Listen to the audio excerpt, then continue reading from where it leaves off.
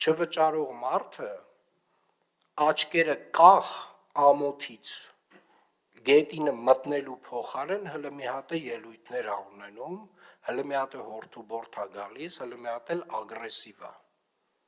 Եվ մենք ենք մեղավոր, մենք բոլորս։ Նաև սիրելի երևանցիներ, ամենայն սիրով եւ հարգանքով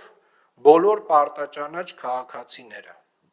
որովհետև իրականում մենք բոլորս մեր պարտքը կատարում ենք, մենք 2022 թվականից տենց տարի չի եղել,